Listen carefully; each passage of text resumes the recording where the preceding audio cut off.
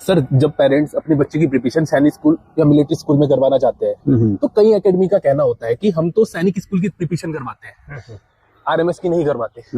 ठीक है, तो इसका क्या मतलब होता है, क्या मानना है सर? इसमें सर देखो ये है कि अगर कोई एकेडमी, क्योंकि देखो ये तीनों एग्जाम, चारों एग्जाम एक साथ जुड़े हुए हैं। बिल्कुल सर, एक दूसरे से रिलेट करते हैं। हाँ, तो अगर कोई कहता है कि भी सैनिक की नहीं कराता, आरएमएस की कराता हूँ, आरएमसी, मेरा तो मानना है आरएमसी को थोड़ा सा अलग रख दो, लेकिन सैनिक और आरएमएस हाँ जी, दोनों एग्जाम की तैयारी कोई अलग तो ज्यादा है नहीं। हाँ जी।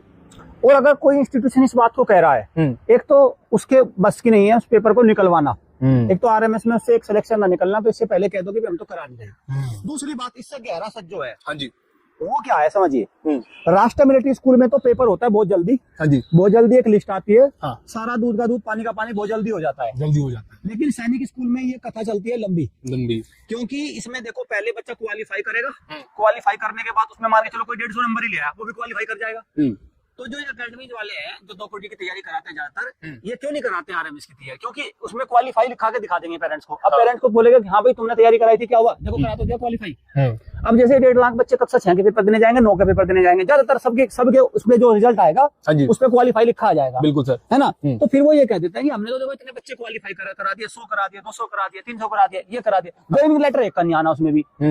फिर उसमें क्या होता है, बाद में सिविलियन में थोड़ा सा बहुत मान के चलो कुछ कैटेगरी वाइज कहीं ना कहीं ज्वाइनिंग लेटर भी कम्पिटिटिव बन जाते हैं। हाँ जी, तो ये सारी चीजें बनती है और फिर बाद में इधर उधर के फोटो भी मिल जाते हैं। तो सर आप ये समझिए, पेरेंट्स को इसमें ये ध्यान रखना है कि जो भी एकेडमी इस तरह की चीज कहते हैं ना कि हम तो आरएमएस की तैयारी नहीं कराते, हम तो सैनिक की कराते हैं, हम तो यूपी सैनिक की केवल कराते हैं, भाई वो कुछ भी नहीं कराते, कुछ भी नहीं। तो उनका तो टारगेट किया घेर लो और कुछ 2-4 कहीं ना कहीं अपने आप निकल जाए, ठीक है, वो सारी चीजें। और जो ये एकेडमी कहती है कि हम उसकी नहीं कराते, जिस दिन इनका अगर कोई चैनल होगा ना यूट्यूब पे, सबसे पहले सोल्यूशन डाल देंगे आरएमएस का सोल्यूशन तुरंत डालेंगे, बिल्कुल सर, यूपी सैनिक की कटऑफ बता देंगे, सब बता देंगे, सारा ज्ञान रखते हैं उनका, लेकिन कहते हैं हम उसकी तैयारी नहीं कराते।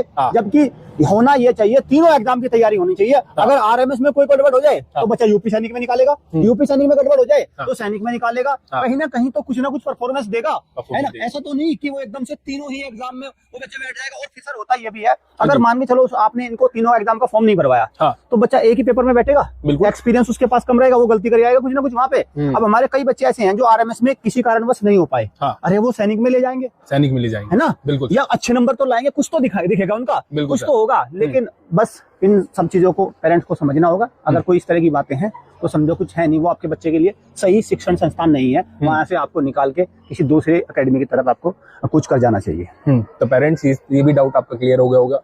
अगर आप भी अपने बच्चे की प्रिपरेशन हॉस्टल के थ्रू करवाना चाहते हो तो क्या करना है, आपको स्क्रीन पे दी गई नंबर को डायल करके अपनी एक सीट बुक करवा लेनी है। Thank you.